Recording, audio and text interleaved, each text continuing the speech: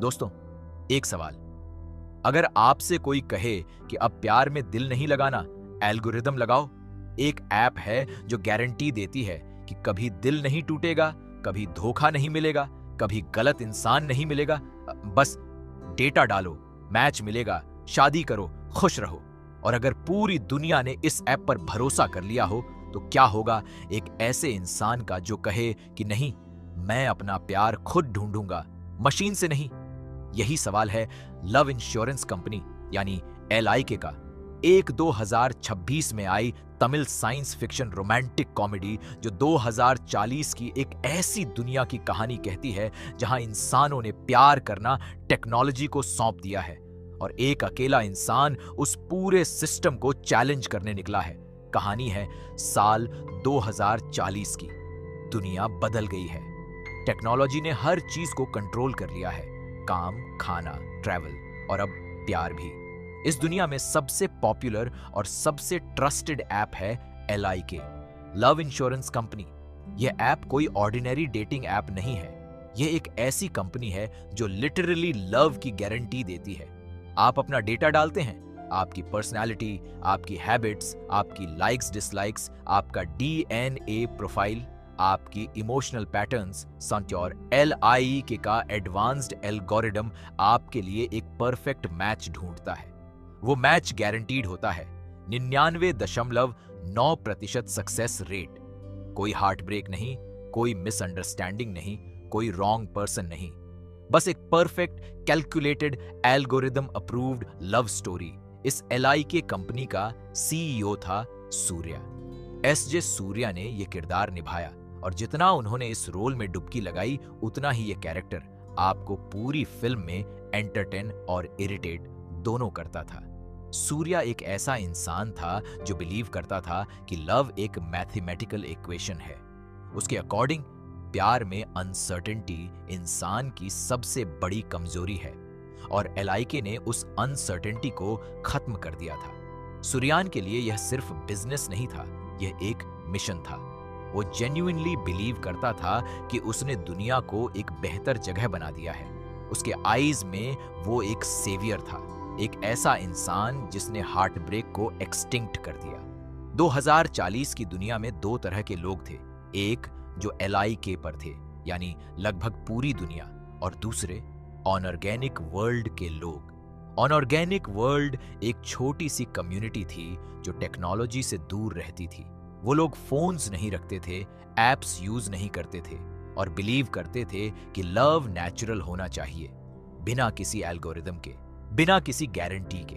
यह कम्युनिटी एक अलग जगह रहती थी जहां आम दुनिया की चमक धमक नहीं थी, लेकिन एक ऑथेंटिक जीने का तरीका था। इसी ऑर्गेनिक वर्ल्ड से आया था हमारा हीरो वैभव वासुदेवन, जिसे सब वाइब वासी बुलाते थे। प्रदीप रंगनाथन ने यह किरदार निभाया। वाइब एक ऐसा नौजवान था जिसने ऑर्गेनिक वर्ल्ड में पला बढ़ा था। उसने कभी लाइक यूज नहीं किया था, उसके पास फोन नहीं था और वो बिलीव करता था कि प्यार एक फीलिंग है, एक ऐसी फीलिंग जो अचानक आती है, जो अप्रत्याशित होती है, जो लॉजिकल नहीं होती लेकिन ब्यूटीफुल होती है। वाइब को यकीन था कि मशीन कभी इंसान के दिल की बात नहीं समझ सकती। वाइब जब पहली बार मेनस्ट्रीम दुनिया में आया, लाइक डोमिनेटेड सोसाइटी में, तो उसे एक कल्चर शॉक मिला। हर तरफ लाइक था। लोग डेट पर जाते थे तो ऑलरेडी ऐप ने बता दिया था कि यह रिलेशन सक्सीड करेगा या नहीं। लोग शादी तय करते थे तो एल्गोरिदम का अप्रूवल चाहिए था। रोमांस था लेकिन स्पॉन्टेनिटी नहीं था। लव था लेकिन उसमें वो अनसर्टेनिटी नहीं थी जो वाइब के लिए प्यार की असली पहचान थी। और फिर वाइब की जिंदगी में आई धीमा। कृति शेट्टी ने यह किरदार निभाया। धीमा लाइक की सबसे बड़ी बिलीवर थी। उसने पूरी तरह ट्रस्ट किया था इस ऐप पर। उसके अकॉर्डिंग LIK ने उसके लिए एक परफेक्ट मैच ढूंढा था, एक ऐसा इंसान जिसके साथ उसकी कंपैटिबिलिटी गारंटीड थी। धीमा प्रैक्टिकल थी, लॉजिकल थी और इमोशनली वल्नरेबल होने से डरती थी। इसीलिए LIK उसके लिए परफेक्ट था, क्योंकि उसमें हार्ट ब्रेक का रिस्क नहीं था। वाइब और धीमा की पहली मुलाकात एक एक्सीडेंट थी, लिटरली। और उस मुलाकात में जो स्पार्क था वो ना LIK ने प्लान किया था, ना एल्गोरिदम ने प्रिडिक्ट किया था, बस हो गया, नेचुरली, ऑर्गेनिकली। वाइब को धीमा से प्यार हो गया, लेकिन प्रॉब्लम यह थी कि धीमा का लाइक अप्रूव्ड मैच कोई और था। ऐप ने उसके लिए किसी और को चूज किया था और धीमा के अकॉर्डिंग लाइक का डिसीजन फाइनल था। वाइब के लिए यह एक इम्पॉसिबल सिचुएशन थी। एक तरफ वो था जिसके पास कोई डेटा नहीं था, कोई एल्गोरिदम नहीं था, बस एक दिल था जो कह रहा था कि धीमा सही है, और दूसरी तरफ थी LIK की मशीन जो कह रही थी तुम्हारा मैच यहां नहीं है। वाइब ने एक बड़ा डिसीजन किया। उसने लाइक को चैलेंज करने का फैसला किया। वो यह प्रूव करना चाहता था कि natural love algorithm based love से ज्यादा रियल और ज्यादा मीनिंगफुल होती है। ये चैलेंज इजी नहीं था। पूरी दुनिया LIK पर थी। सूर्यन के पास रिसोर्सेज थे, डेटा था, टेक्नोलॉजी था, और वाइब के पास था बस अपना दिल और अपना कन्विक्शन। सूर्यन को जब पता चला कि ऑर्गेनिक वर्ल्ड का एक लड़का उसके सिस्टम को चैलेंज कर रहा है, तो उसने इसे सीरियसली नहीं लिया पहले। लेकिन जब वाइब और धीमा के बीच कनेक्शन बढ़ने लगा, जब धीमा के मन में लाइक के डिसीजन पर सवाल उठने लगे, तो सूर्यान डिस्कंफर्ट में आ गया। उसके लिए यह सिर्फ एक लव स्टोरी का मामला नहीं था, यह उसके पूरे एम्पायर पर क्वेश्चन मार्क था। अगर एक इंसान ये प्रूव कर दे कि नेचुरल लव कैलकुलेटेड लव से बेटर है, तो लाइके का पूरा बिजनेस मॉडल, उसकी सारी क्रेडिबिलिटी खत्म हो जाएगी। सूर्यान और वाइब का कॉन्फ्लिक्ट इस फिल्म का सबसे एंटरटेनिंग एस्पेक्ट था। SJ सूर्या का कॉमेडिक टाइमिंग इस रोल में एब्सोल्युटली जीनियस था। वो एक विलन नहीं था, वो जेन्युइनली बिलीव करता था कि वो सही था। और प्रदीप रंगनाथन की natural boy next door screen presence ने वाइब को ऐसा बनाया कि ऑडियंस ऑटोमेटिकली उसके साथ हो जाती थी। दोनों का screen chemistry, one the tech obsessed CEO, other do phone free romantic, ये कॉन्ट्रास्ट ही फिल्म का कोर कॉमेडी था। धीमा की जर्नी इस फिल्म में बहुत इंटरेस्टिंग थी।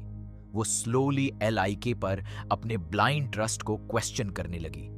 वाइब ने उसे दिखाया कि प्यार में जो अनएक्सपेक्टेड मोमेंट्स होते हैं, जो अनप्लैन्ड एडवेंचर्स होते हैं, जो इरेशनल फीलिंग्स होती हैं, वो ही प्यार की असली वैल्यू है। अगर आप ऑलरेडी जानते हो कि रिलेशनशिप सक्सेस करेगा, तो उसमें वो थ्रिल कहाँ, वो बटरफ्लाईज कहाँ, वो अनसर्टेनिटी जो आपको किसी के बारे में बार बार सोचने पर मजबूर करती है, वो कहाँ? धीमा के लिए यह एक रेवलेशन था। उसने पूरी जिंदगी सेफ रहना चूज किया था LIK के साथ। लेकिन वाइब ने उसे एक क्वेश्चन पूछा, क्या सेफ लव रियल लव होती है? फिल्म में गौरी जी किशन का एक सपोर्टिंग रोल था जो कॉमेडी और हार्ट दोनों ऐड करता था। योगी बाबू हमेशा की तरह अपनी सीन्स में एक अलग एनर्जी लेकर आए। सीमन ने भी एक इंटरेस्टिंग रोल निभाया जो फिल्म में एक अनएक्सपेक्टेड डायमेंशन ऐड करता था। इन सब सपोर्टिंग कैरेक्टर्स ने मिलकर 2040 की उस फ्यूचरिस्टिक दुनिया को कलरफुल और बिलीवेबल बनाया। अनिरुद्ध रविचांडर का म्यूजिक इस फिल्म की सबसे बड़ी स्ट्रेंथ थी। धीमा सॉन्ग, जो अक्टूबर 2024 में ही रिलीज हुआ था, ने ऑलरेडी क्रेज बना दिया था। पाटुमा ने एल्बम को एक फेस्टिव फील दिया, और एनाकेना यारू मिलाये, जो ओरिजिनली 2015 में एक अनरिलीज्ड फिल्म के लिए लिखा गया था, लेकिन इस फिल्म में इंक्लूड हुआ, उस सॉन्ग ने पुराने विघ्नेश शिवान फैंस को एक नॉस्टैल्जिक गिफ्ट दिया। म्यूजिक और विजुअल्स मिलकर 2040 की फ्यूचरिस्टिक सेटिंग को एक वाइब्रेंट, कलरफुल और इमोशनली रेजोनेंट वर्ल्ड बनाते थे। फिल्म का क्लाइमैक्स वो था जब वाइब और सूर्यन का डायरेक्ट कॉन्फ्रंटेशन हुआ। एक डिबेट, एक शोडाउन जो ये डिसाइड करेगी कि आखिर लव क्या है। क्या लव एक कैलकुलेटेड डिसीजन है या एक wild unpredictable leap of faith? Vibe ने जो आर्ग्यूमेंट दिया वो सिंपल था लेकिन पावरफुल था। लव का मतलब है कि आप किसी की कमियां एक्सेप्ट करते हो, उनके बावजूद प्यार करते हो। एल्गोरिदम परफेक्ट मैच ढूंढता है, लेकिन लव परफेक्ट मैच बनाती है। धीमा के लिए ये वो मोमेंट था जब उसने अपनी चॉइस खुद की, एल्गोरिदम ने नहीं। लव इंश्योरेंस कंपनी, 10 अप्रैल 2026 को थिएटर्स में रिलीज हुई। फिल्म को मिक्स्ड रिव्यूज मिले। क्रिटिक्स ने कहा कि सेकंड हाफ पहले हाफ की तुलना में थोड़ा स्लो था, लेकिन परफॉर्मेंसेस, म्यूजिक और सेंट्रल आइडिया को सबने अप्रिशिएट किया। विघ्नेश शिवन, जिन्होंने नानुम राउडी धान और थाना सेरंधा कोट्टम जैसी मेमोरेबल फिल्म्स बनाई हैं, उनकी यह फिल्म उनके सिग्नेचर स्टाइल में थी। Quirky characters, colourful visuals, sweet romance और एक हार्ट वार्मिंग मैसेज। यह फिल्म Amazon प्राइम वीडियो पर अवेलेबल है और इस फिल्म का मैसेज जो है कि टेक्नोलॉजी आपकी लाइफ ऑर्गेनाइज कर सकती है, लेकिन आपके दिल की बात नहीं जान सकती। यह मैसेज आज के इस डिजिटल एज में शायद सबसे जरूरी मैसेज है। दोस्तों, अगर यह वीडियो आपको अच्छी लगी तो लाइक जरूर करें, चैनल को सब्सक्राइब करें और बेल आइकॉन दबाना बिल्कुल मत भूलना, ताकि ऐसी और कहानियां आप तक सबसे पहले पहुंचती रहें।